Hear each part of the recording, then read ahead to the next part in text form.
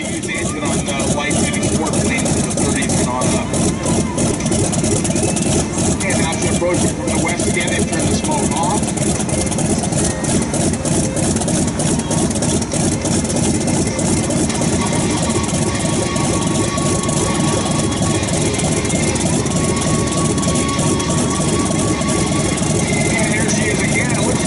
She's upside down on that wing now, hanging backwards off the backside of the wing rack.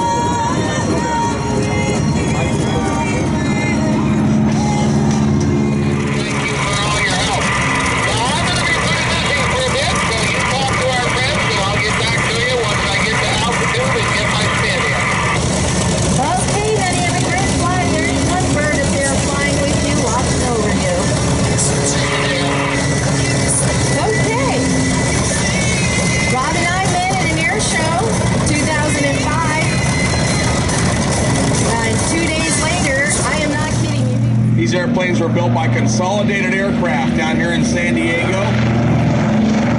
High wing flying. This one's actually painted up in a pre-war scheme. Feeling well, Charlie.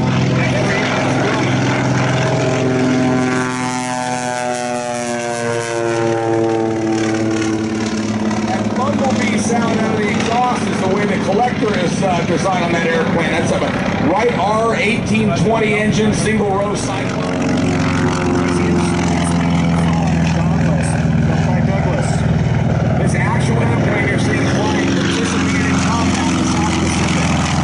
Shows the General FM2 Wildcat, which is the last version of Grumman's F4F Wildcat.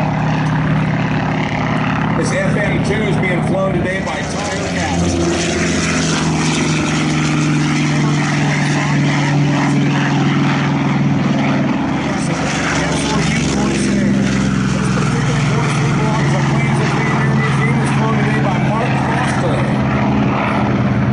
Corsair was actually originally a birdcage Corsair.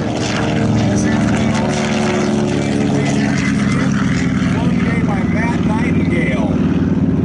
Probably his most famous pilot. It wasn't because it was a bad airplane, it's because it was so big. Three-man torpedo bomber and later attack bomber, glide bomber, mine layer. Here comes the Dauntless, low-speed pass. We're really close to this airplane. You might not be able to see it when it's flying, but it's got a series of dive brakes and flaps they call the Swiss cheese. There's the Zero from the commemorative Air Force. A6M3, Model 22. Model 22, Tora, Midway, and also the Pearl Harbor movie. It's based on a faulty trainer from World War II.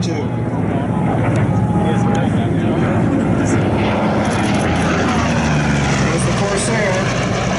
Notice how quiet it is. The Japanese all time. We've got an Avenger here approaching now from the northeast. He's got a Wright Cyclone 26. That's Matt Nightingale at the controls. And that's flown by Mike DiMarino. SBD-5 again. Yeah, Tom Nightingale's at the controls of the SBD, and smoke coming out of them. That looks like Tom Dan might have got shot at that Zero. Maybe the Corsair's doing the work. F-8F was actually a little late to see service in World War II, but was later used in Indochina. Those are now by both the French and the South Vietnamese. Also, the Thai Air Force had many of them. Here's another nice low-level pass by Matt Nightingale and the TBM. 54-foot wingspan on it. It's a big bird.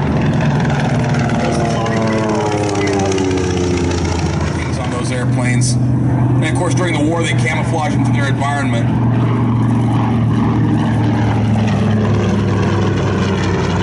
It's that glossy TBM again. TBMs were used not only for torpedo, but for level bombing and dive bombing. So mine laying too. Interesting to note that at the time the Avenger came out, production started at Grumman and Bethpage, Long Island, and they began building the Hellcat shortly thereafter. Well, they had so many Hellcats to build and not enough place to do it. They took 5 idle car factories in New Jersey and turned them into plants to build airplanes, hence General Motors. General Motors Eastern Aircraft built 3/4 of the Avengers. Being chased by the F4U, Corsair. They trained automotive workers in just a few short weeks how to convert over to aviation workers, and they did a great job.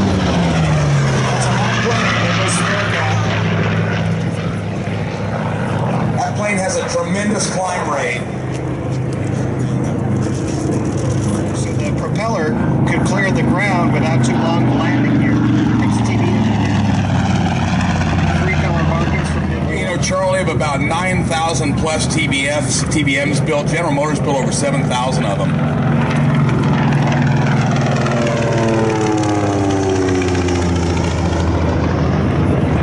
And the F3F was one of the first airplanes that really developed and cemented the gear.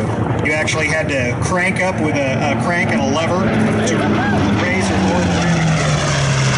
Engine speed record at over 520 miles an hour. It's highly modified, but it shows what the Bearcat can do. Look at our Zero and F4U Corsair dogfight. The Corsair is pretty heavily armed. At 650 caliber guns, can also carry rockets, bombs, and external fuel. Zero had 2 20mm cannons. Yeah, Zero had 2 20mm cannon, also 2 machine guns in the cowl, typically. And the Japanese used the Zero, even though it wasn't really competitive later on in the war.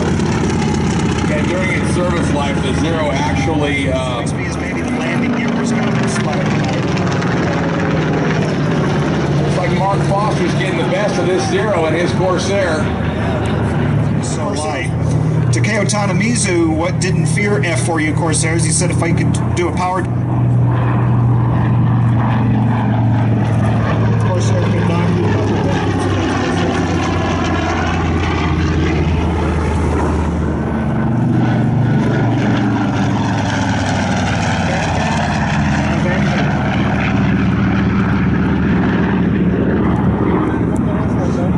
The United States never used the Bearcat in combat.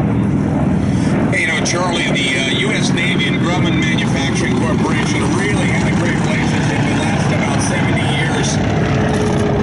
Right through the F-14 Tomcat, lots of the Cats. That's right, that's right. The Grumman Cat fighters, starting with the Wildcat, and they had the Hellcat, the Bearcat, the Tigercat. Then they went to jets, now they flew a lot of airplanes, not just fighters. They built attack airplanes for our U.S. Navy and things like the Intruder, and they built surveillance aircraft. Did a great job. Goes Avenger again.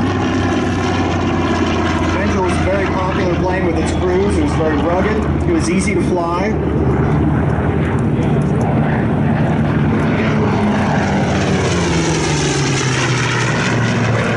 First, the Navy and the relationship. Called the Fifi. The Fifi, yeah.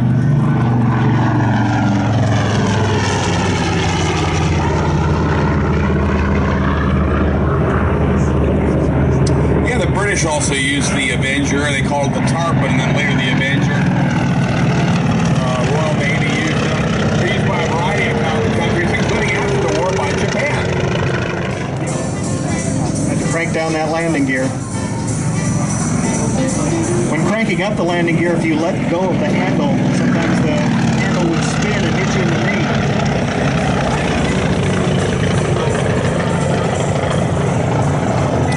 I was saying earlier about the Dauntless. It has a series of flaps and dive brakes with holes cut out of them. They call it the Swiss cheese dive brakes. And what that's designed for is to keep the aircraft absolutely steady in its diving attitude when attacking a target. They had this to remain right on target.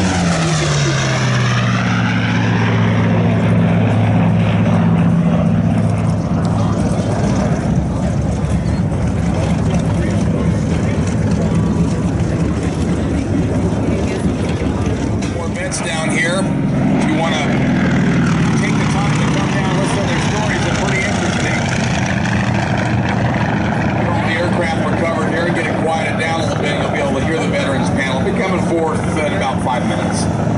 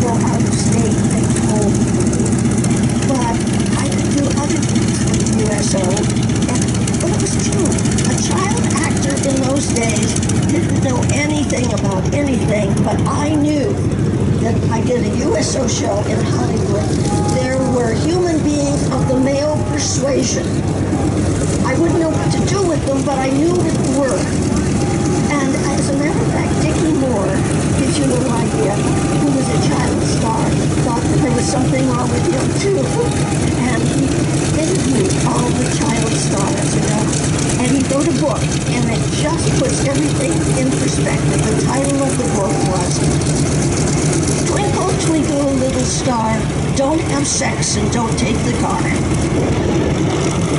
And so, anyway, over to the USO I go. And I was a dancer.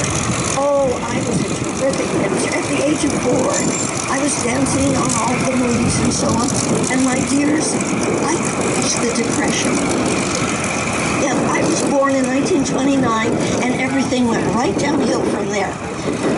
So that's why I went to work, and they used to look at me and say,